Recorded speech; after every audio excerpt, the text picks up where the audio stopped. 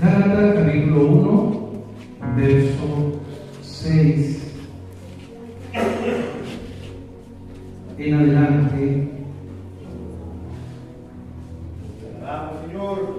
Vamos a tener la preciosa, bendita palabra del Señor. Si tenemos la lectura, decimos amén.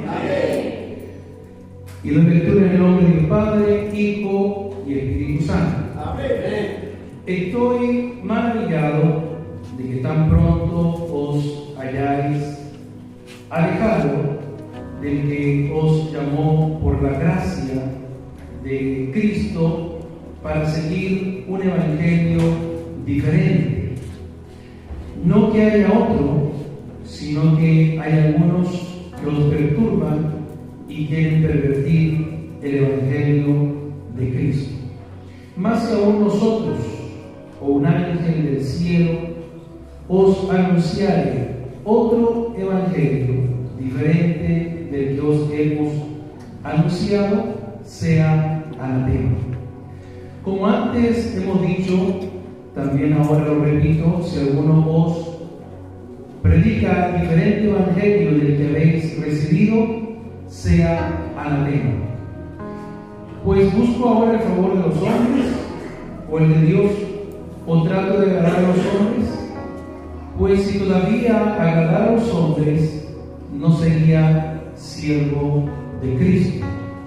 Mas os hago saber, hermanos, que el evangelio anunciado por mí no es según hombre, pues yo ni lo recibí ni lo aprendí de hombre alguno, sino por revelación de Jesucristo. Porque ya habéis oído acerca de mi conducta en otro tiempo en el judaísmo, que perseguía sobremanera a la iglesia de Dios y la asolaba. Amén. Palabra del Señor. Pueden tomar su asiento. Gloria al Señor para siempre. Amén. Bendito sea el nombre de nuestro Dios.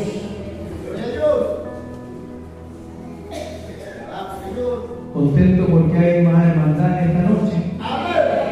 Siempre nos ponemos felices, hermanos, nos alegramos cuando vemos a los hermanos en la casa del Señor. Amén. Así que Dios les bendiga a cada uno de ustedes en gran manera. Amén. Gloria a Dios. Bendito sea el Señor. Y vamos a entrar, hermano, entonces a la palabra del Señor en esta hora. El capítulo 6, hermanos, de Gálatas es el último de la carta y es por demás un capítulo, hermano, muy revelador. Los versículos 11 y 17 son una especie, hermano, de sumario. Bendito sea el Señor, de todo lo que el apóstol Pablo ha venido, hermano, pues tratando en una de sus grandes defensas del evangelio. Y el penúltimo versículo dice: de aquí en adelante nadie me cause molestia, porque yo traigo en mi cuerpo las marcas del Señor Jesús. Pero por supuesto, hermano, que el tema distintivo de este texto tiene que ver con la palabra marcas. Los judaizantes le causaron tanta molestia, hermano, a Pablo, que en esta carta él descarga todo su coraje sobre esos falsos maestros, porque esos falsos maestros estaban desviando, bendito sea el nombre del Señor, a los nuevos creyentes del verdadero evangelio de Jesucristo. Bendito sea el nombre del Señor.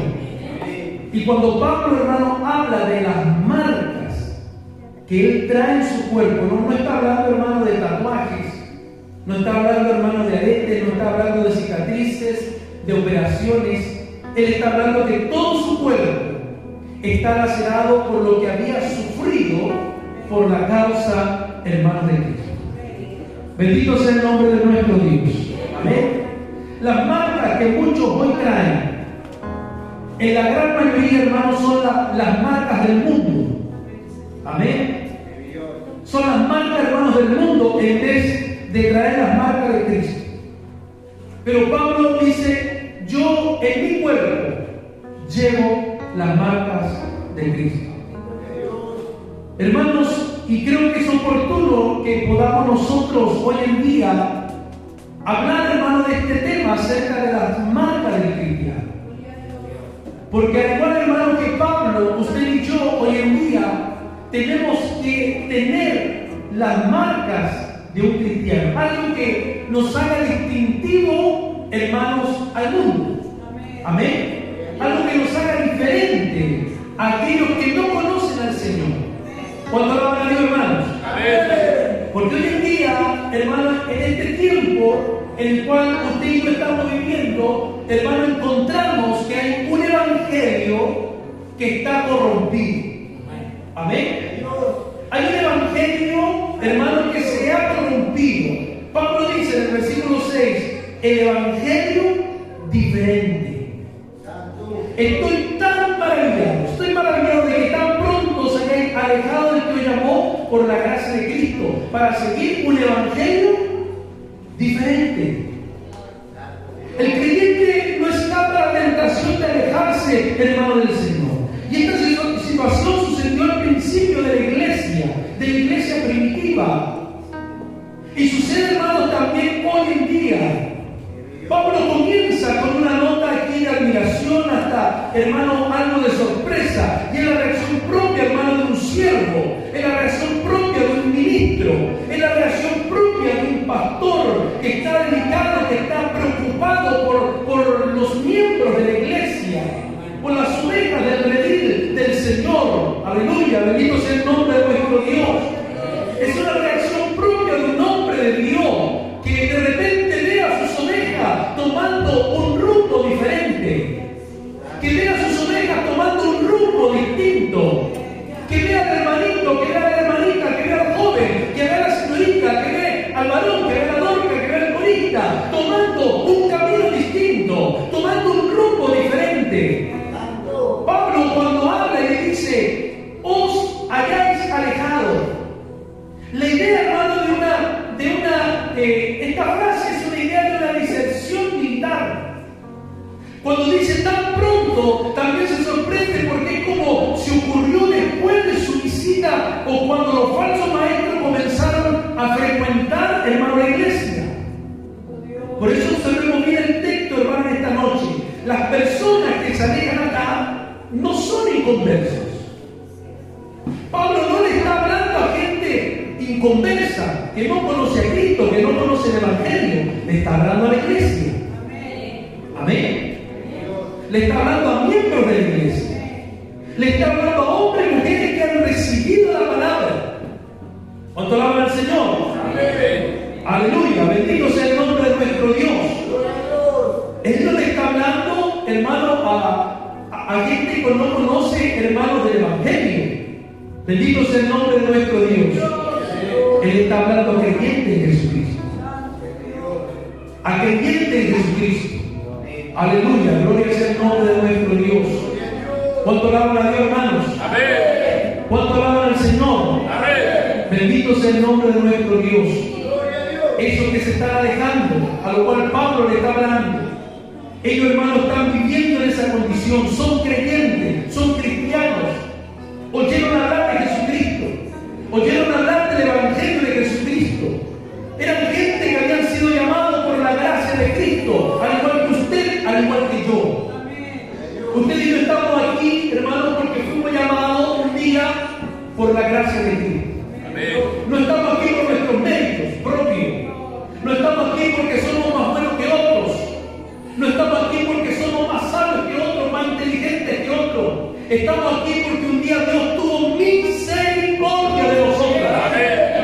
Amén. Tuvo misericordia, hermano, de nuestra vida y por su gracia nos llamó a su camino. ¿Cuánto alaba el nombre de nuestro Dios? Amén. Gloria sea el nombre de nuestro Dios. En ellos no se cumple aquel texto bíblico que dice: se fueron de nosotros porque no eran de nosotros. El asunto, hermano, aquí de este texto que Pablo está, hermanos, hablando a esta iglesia de Galacia, en que ellos no solo se estaban alejando, de alguna doctrina o de algunos fundamentos teológicos, sino que se estaban alejando del Dios eterno que un día tuvo misericordia y que los llamó por su gracia. La pregunta, hermano, que está siempre en la mente es: ¿qué hace a un creyente alejarse de Dios? ¿Qué hace a un creyente alejarse de Dios? Y la respuesta es cuando comienzan a conocer otro evangelio. Un evangelio que le da más satisfacción que gracia y misericordia de Jesús. El versículo 7 dice: no que haya otros, sino que hay algunos que os perturban. Aquí están los que perturban el evangelio. Pablo, amados hermanos, está claro que hay hombres, entre ellos llamados los falsos maestros, que se habían dedicado a confundir lo que es la mente y el conocimiento de los creyentes, a lo que él había formado con finalidad, hermanos, de que fueran firmes en la fe. Pero estos falsos maestros se habían introducido y lo habían perturbado para que no siguieran los caminos del Señor. Y hoy en día, en la época en que usted y yo vivimos, encontramos estos muchos falsos maestros. Hoy en día muchos autodenominados apóstoles, muchos autodenominados maestros, que enseñan, hermano, otro evangelio que no es el evangelio de Jesucristo. Alabado sea el Señor. Que Dios nos ayude. Y encontramos megas iglesias llenas, repletas de gente que tiene puro comezón de oído, que si un día estuvieron en el verdadero evangelio, pero se fueron apartando escuchando otro evangelio para su satisfacción personal, donde le palmearan la espaldita, donde no le dijeran, lo siento, que lo que estaba haciendo era mal, que lo que estaba haciendo era pecado, y que si siguiera esa condición, su condición era muerte espiritual. Porque la Biblia claramente dice que la paga del pecado es la muerte. Pero para la dádiva de Dios dice que es vida eterna en Cristo Jesús, Señor nuestro. Entonces muchos se han ido apartando, hermanos, para escuchar un evangelio que los satisfaga personalmente, para escuchar a mentores, para escuchar, ¿no es cierto?, gente que le dé palmadita en la espalda. Pero, hermano, cuando tú le hablas la palabra, cuando tú, hermano, le declaras la palabra de Dios tal cual como está escrita, para ellos es algo molesto. Y no tan solo esto pasaba en el tiempo de Pablo, también lo estamos viendo hoy en día. Por eso que nosotros tenemos que ser como los cristianos de Berea. ¿Cómo eran los cristianos de Berea que escudriñaban cada día las escrituras? Como hay un dicho, hermano, un refrán por allí: no todo lo que brilla es oro. No todo el que tenga una buena oratoria es un buen predicador. No todo el que tenga una buena oratoria, hermano, es usado por Dios. No todo, hermano, el que tenga una buena oratoria, aleluya, es un hombre que trae palabra de Dios. Porque hay muchos, hermanos, que son lobos disfrazados de ovejas. Dios nos ayude. Y estos son los que perturban el evangelio. ¿Cuánto la van a Dios, hermanos? Por eso que para contrarrestar esta situación, el apóstol va a poner dos asuntos extremos, de manera que la iglesia, hermanos, de Galacia entendieran que hay un solo evangelio. Un solo evangelio el que deberían seguir y no escuchar el consejo de lo que hasta ahora tienen el propósito de desviarle de la fe que ellos habían recibido por parte del apóstol Pablo. Entonces veamos dos ejemplos que surgen en el texto. Y están hechos, hermanos, que los mismos apóstoles o un ángel del cielo trajera un evangelio diferente. Pablo dice: si este fuera el caso, ambos deberían ser llamados anatema. Verso 8. anatema. Y la palabra anatema significa maldito. Y esta es la palabra más fuerte que existe para condenar perpetuamente, hermano, a algo o a alguien. Llamarlo maldito. Cristo se hizo anatema por nuestros pecados. Amén. Él se hizo maldito, hermano, ahí en la cruz del Calvario, y llevó sobre sí mismo, como dice Isaías 53, sobre sí mismo, hermano, cargó nuestros pecados, nuestra maldad, para que tú y yo tuviésemos un día la esperanza de la salvación y de la vida eterna. ¿Cuánto alaban a Dios? Amén. Hay gente que vive perturbado por otras influencias, y esto le hace enfriarse, esto le hace, hermano, retroceder en lo que, hermanos, un día ellos creyeron. Gloria a Dios. Hay una secta, no sé si todavía existe.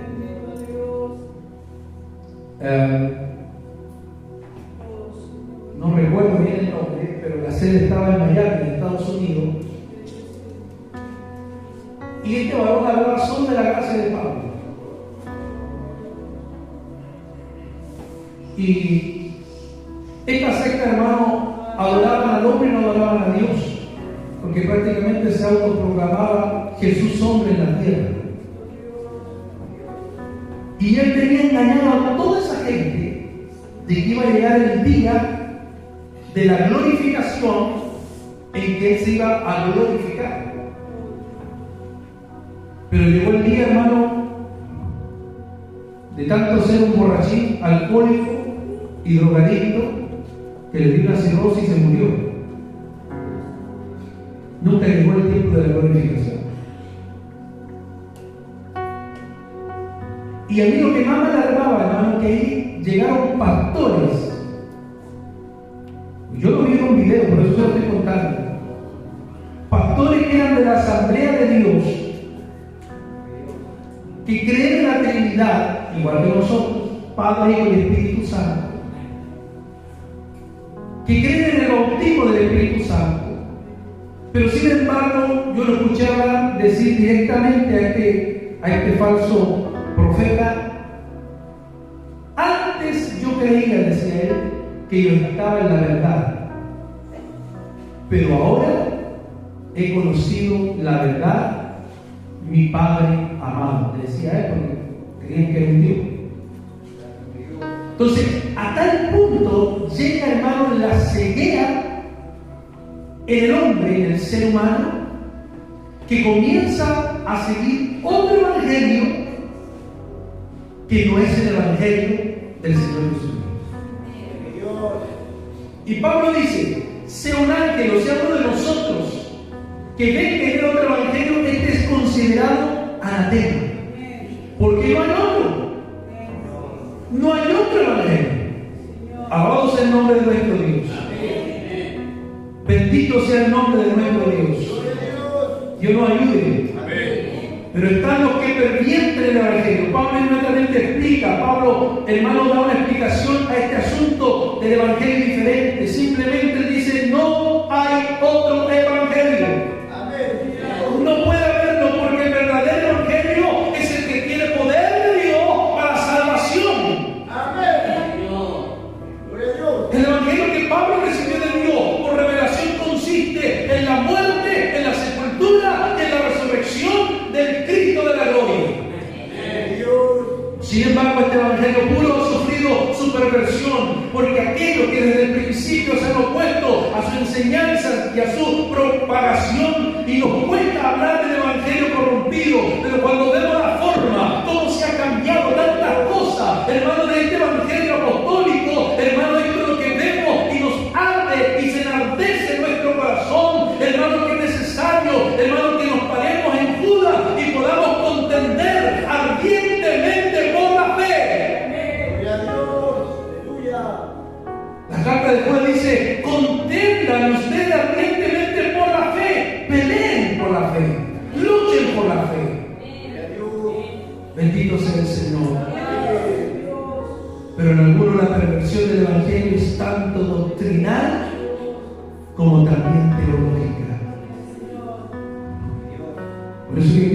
cuidado también con la teología,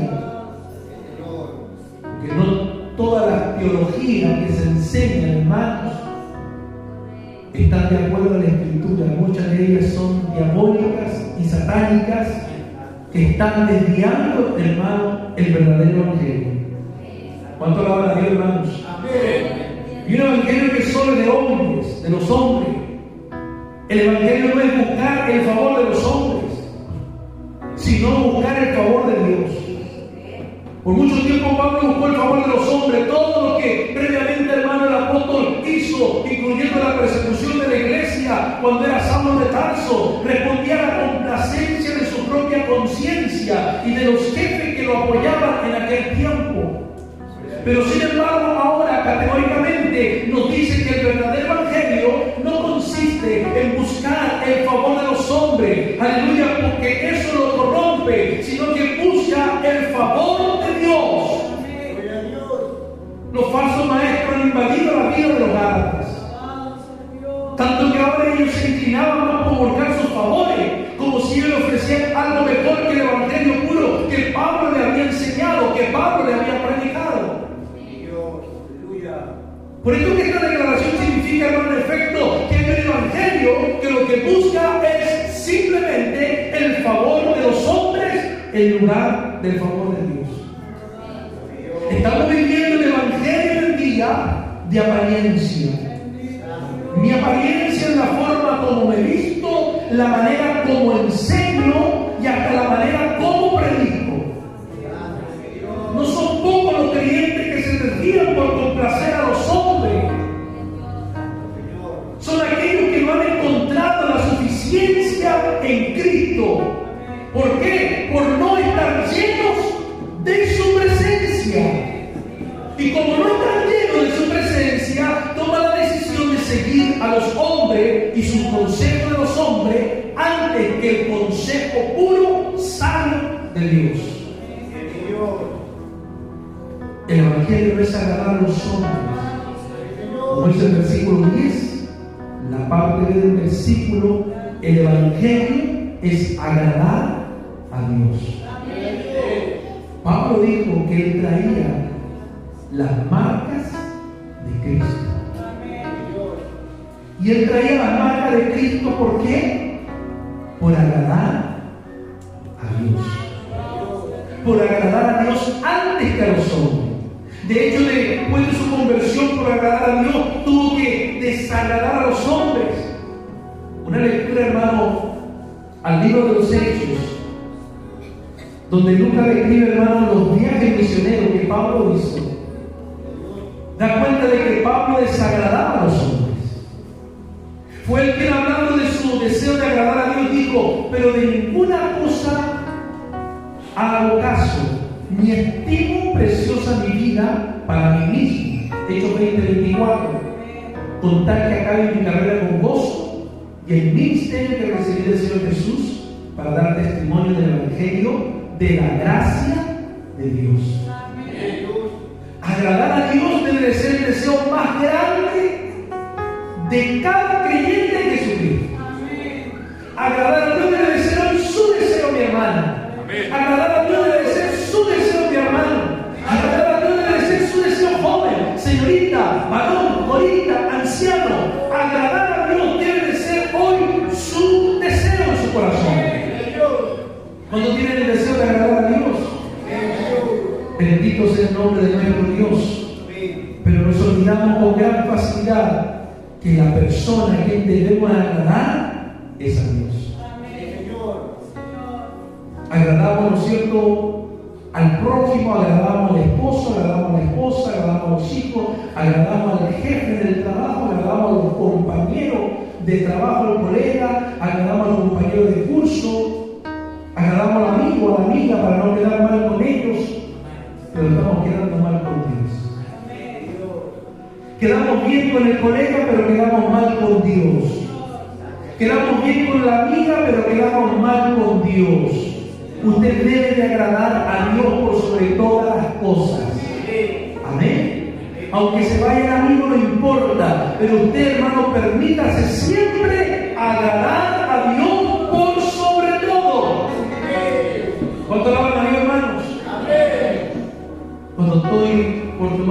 decisión muy importante en mi vida, nosotros debemos de preguntarnos lo siguiente: ¿le agrada a Dios lo que voy a hacer? ¿Cuántos de los que están aquí, que han tomado decisiones en su vida, han hecho esta pregunta? ¿Cuántos realmente de los que han tomado decisiones se han preguntado: ¿esto que voy a hacer le agradará a Dios? Porque a veces tomamos decisiones, y me incluyo, que no le preguntamos a Dios y nos va mal, porque lo que hicimos no le agradaba a Dios y no fue de bendición para nuestras vidas. Dios nos bendiga. Esta misma decisión debe considerarse al momento, hermano, de vestir nuestro cuerpo, al momento de alimentar este cuerpo, al momento de trabajar, al momento de estudiar. Pararnos frente al espejo y decir: ¿esto le agradará a Dios? En mi trabajo lo que voy a hacer, ¿esto le agradará a Dios? Donde yo voy a ir mañana, ¿le agradará a Dios? Dios nos ayude. Yo he sido salvo no para agradar a mi hermano ni a mi hermana, ni para agradar a mi prójimo. Yo he sido salvo, ¿sabe para qué? Para agradar a aquel que me salvó. Yo he sido salvo para agradar a mi Dios. ¿Cuántos de los que están aquí son salvos? ¿Y cuántos de los que están aquí están agradando a Dios? Bendito sea el nombre de nuestro Dios. El Evangelio, hermano, es servir a Cristo. Los hombres que viven más cerca de Dios siempre serán los blancos de todo ataque, pero por su postura, hermano, respecto a que sirven en el ministerio, hermano, les llevará a mantenerse firmes en el propósito de servir al Señor.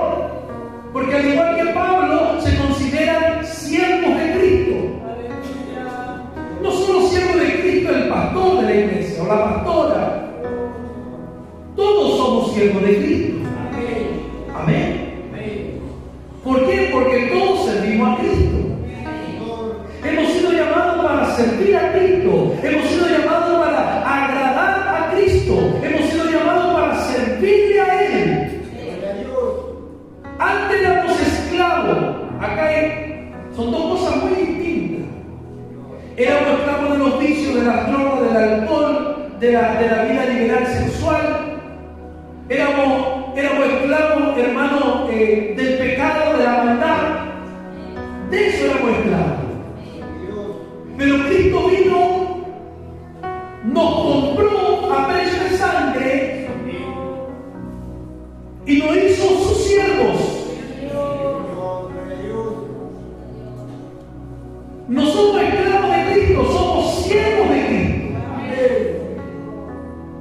A veces yo he escuchado esto, que mal se dice que en muchos predicadores somos esclavos de Cristo. No somos esclavos de Cristo.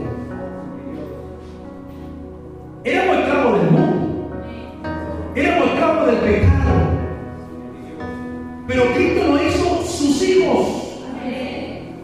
No nos hizo esclavos, nos hizo sus hijos, con voluntad propia, con decisión propia. Un esclavo no tiene voluntad. ¿Se recuerda usted el tiempo de la esclavitud? La historia que lo pasaba en el colegio. Los negritos que eran esclavos no tenían voluntad propia. Tenían que hacer lo que el amo, aquel que lo compró, lo esclavizó, tenía que hacer eso. El amo abusaba del esclavo, hacía lo que quería, hasta lo mataban. No tenían derecho, no tenían voluntad propia, no tenían decisiones propias. Eso éramos nosotros, esclavos del mundo, esclavos del pecado. Pero Cristo vino y nos libertó de esa esclavitud y nos hizo libres. Libres para amar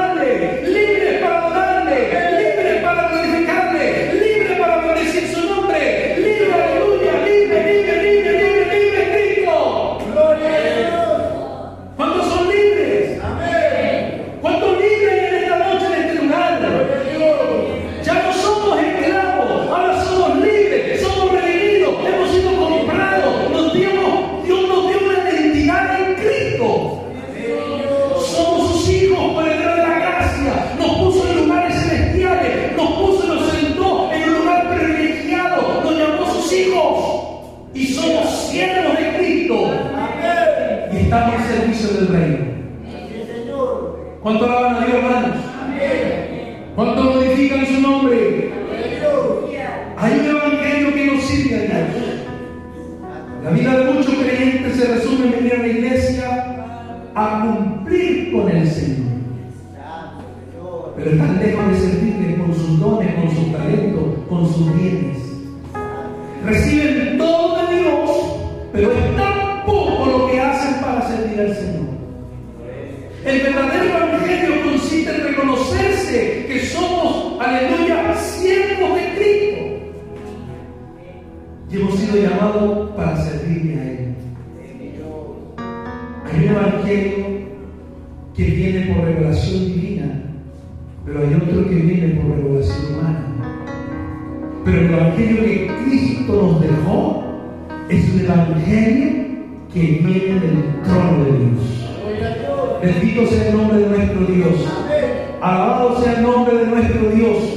Estamos diciendo que hay un evangelio que según los hombres es el evangelio de la comodidad, es mi propio evangelio, es un evangelio al día sin compromiso, es un evangelio sin desafío, es un evangelio, aleluya, que no tiene una real entrega.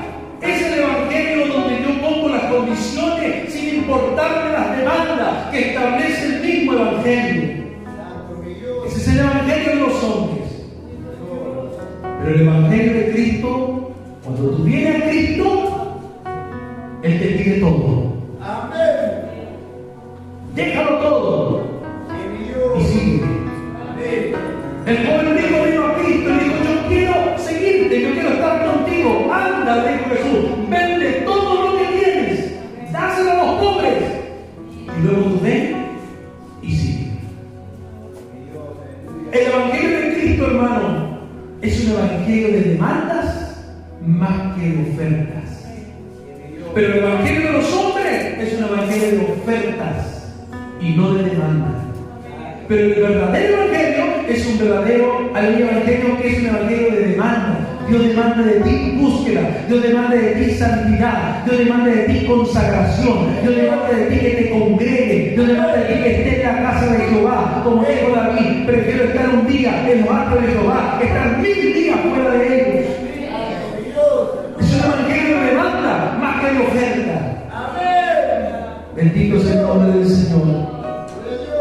A diferencia de los discípulos que anduvieron con Cristo, que recibieron el evangelio por el mismo Cristo durante esos 3 años y medio, Pablo dice que él lo recibió por una revelación especial.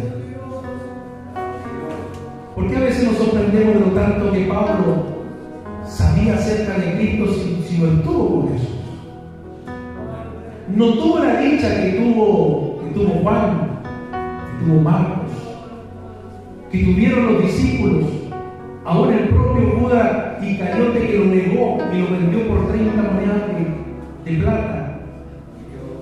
Ellos vivieron con Jesús 3 años y medio. Durmieron con Jesús, se sentaron a comer con Jesús, escucharon las palabras de la boca de Jesús, fueron instruidos personalmente por Jesucristo. Y Pablo no tuvo esa dicha. Él mismo dice que fui llamado como un abortivo. Jesucristo se le apareció cuando iba camino a Damasco, ahí en el desierto de Arabia, con carta de los principales para poner en prisión a los cristianos. Ahí Cristo se le aparece y le dice: Saulo, Saulo, ¿por qué me persigue? Ahí tuvo un encuentro personal con Jesús. Saulo le dice: ¿quién eres, Señor? Y él le dice: yo soy Jesús a quien tú persigues. Jesucristo lo llamó directamente a Pablo en el desierto de Arabia. Se le presentó y lo llamó directamente Jesús. Porque Pablo sabía tanto acerca de Cristo, porque el tema del que más habla en sus cartas es Cristo. Pablo fue el apóstol independiente que recibió de parte del Señor lo que los mismos apóstoles no recibieron. Pablo dice: yo soy más apóstol que todos ustedes juntos. No estuve con Jesús, pero en mi cuerpo llevo las marcas de Cristo. Cosa que ninguno de ustedes lleva la marca de Cristo, yo en mi cuerpo llevo la marca de Cristo. Bendito sea el Señor. Si bien es cierto que Juan tuvo una visión más teológica, hermano, que el resto de los evangelios, es Pablo que nos da aquí una visión mucho más profunda de Cristo y de su evangelio. Estamos considerando en este tema que la primera marca de un creyente tiene que ver con el evangelio recibido. Si el Señor me ha revelado con su evangelio a través de su palabra, yo necesito revisar seriamente mi conversión a Cristo. Porque cuando nos convertimos a Cristo, hermanos, tiene que haber una revelación del evangelio de Cristo en nosotros. Escúcheme esto bien claro, ya voy a terminar. El evangelio no es una religión. El evangelio no es un código de mandamientos de hombres. El evangelio no es una serie de normas, hagas o no hagas. El evangelio es una relación que viene de una transformación. El evangelio tiene que ver con una revelación de Jesucristo en la vida de cada creyente. El escritor Shelton, hablando del evangelio verdadero y el evangelio de la carne, escribe y dice: cuidado con ese evangelio falso que se predica en la actualidad, que no exige nada, sino que muestra un camino fácil a la salvación, que no es más que el camino más corto que lleva a la gente al infierno. Este evangelio falso no se opone a la carne, sino que es un amigo de la carne. Y comprendido correctamente es la fuente de mucha división buena y limpia y placeres inocentes. Este evangelio falso promueve un tipo de evangelismo nuevo, distinto. No procura dar muerte a la vida pecaminosa antes de brincar la nueva vida en Cristo, sino que lo manda a recibir la nueva antes de hacer morir la vieja. Pero el verdadero evangelio que nos dice que tenemos que hacer morir el viejo hombre, para que la nueva criatura, el nuevo hombre creado según Cristo, pueda comenzar a vivir. Así es, Señor. Pablo dijo: ya no vivo yo, mas ahora Cristo vive en mí. Amén. Amén. ¿Cuánto en esta hora pueden decir: ya no vivo yo, Cristo vive en mí? En cuanto realmente, hermano, ya no está viviendo en la carne, sino que usted está viviendo en el Espíritu Santo de Dios. Amén. Alabado sea el nombre de nuestro Dios. Dios lo bendiga. Amén. Que Dios lo bendiga, iglesia. Amén. Santo sea el nombre de nuestro Dios. Mire, este tema es para largo, pero voy a terminarlo aquí.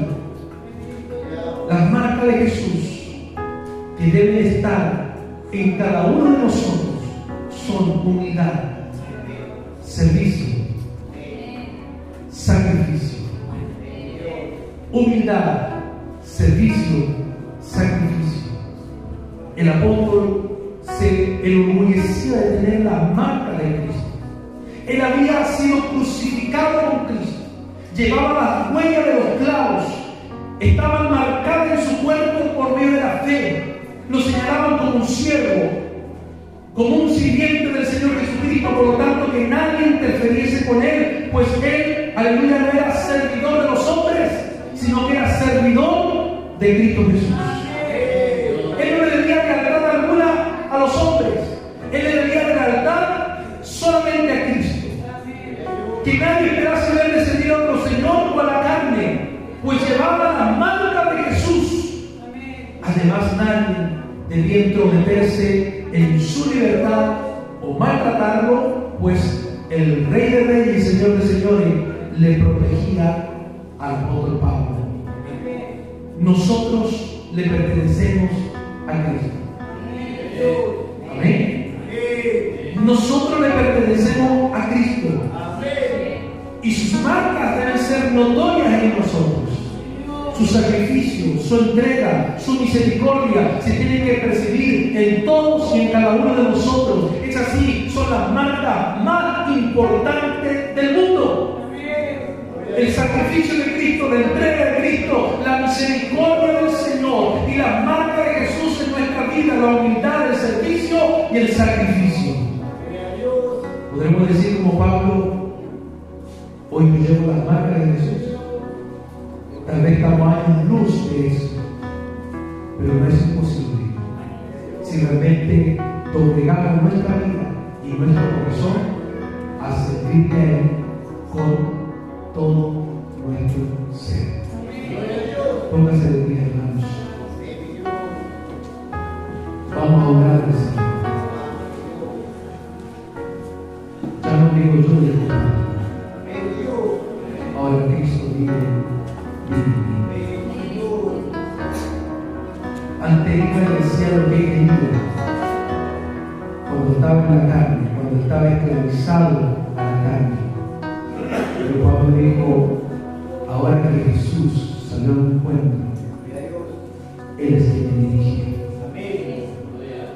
Él es quien sigue mis lomos. Él es quien me muestra el camino. Él es quien me guía. Él es quien me sostiene. Las marcas de Cristo están en mí. Humildad, servicio, sacrificio. Y recuerda, es solo por su sacrificio y su misericordia que tú y yo estamos aquí en esta noche. Amén. Amén, iglesia. Amén. ¿Cuánto alaban a Dios? Amén. ¿Cuánto alaban al Señor? Amén. ¿Cuánto quieren tener la marca de Cristo? Amén. Hay que pagar el precio, como lo hizo Pablo. Azotes, naufragio, medio moribundo tirado fuera de la ciudad, pero él seguía amando a Dios. Aquel que lo llamó, aquel que apareció en el desierto de Arabia y lo transformó en un hombre, en el gran apóstol Pablo, para que llevase las marcas de Cristo.